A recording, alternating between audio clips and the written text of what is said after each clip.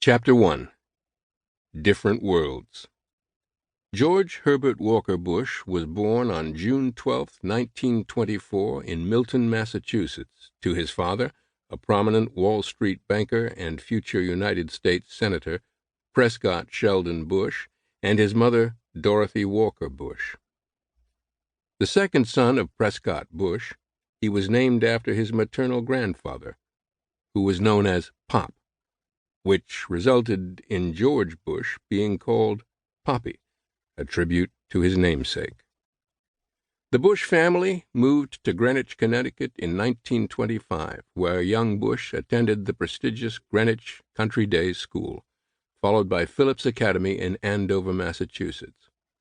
Tall, handsome, outgoing, well-liked, and an excellent athlete, Bush served as president of his senior class, as well as captain of the varsity baseball and soccer teams.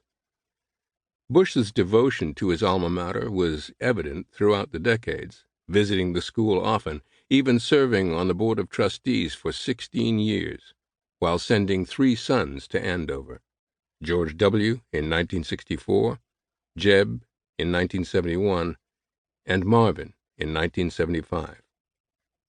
Bush's last visit to Andover was on September 30th, 2015, when he made a surprise appearance. Though a bit frail at 91 years old, the former president was energized by the standing ovation from the students and faculty that filled Cochran Chapel. "Thank you for that warm Andover welcome back to the school that has meant so much to me in my life," he said. Reflecting on that special day after sharing a private lunch with students, Bush said, "It always gives me great joy to return to Andover. The lessons learned and the relationships forged here have meant so much throughout my full and adventurous life, and I could wish nothing more for every student who is so blessed to walk on this campus." Following the bombing of Pearl Harbor in 1941, Bush decided to forego college, temporarily, to enlist in the United States Navy. Shortly thereafter, Bush headed to flight training school, earning a commission as a naval pilot assigned to the aircraft carrier USS San Jacinto, CVL-30. He flew his first combat mission in May 1944 and was soon promoted to lieutenant on August 1st, 1944. Flying a Grumman TBF Avenger, a torpedo bomber, Bush saw the horrors of war firsthand. Just 1 month later, in September, as part of a combat mission against the Japanese on the island of Chichijima, Bush's plane was hit and seriously damaged.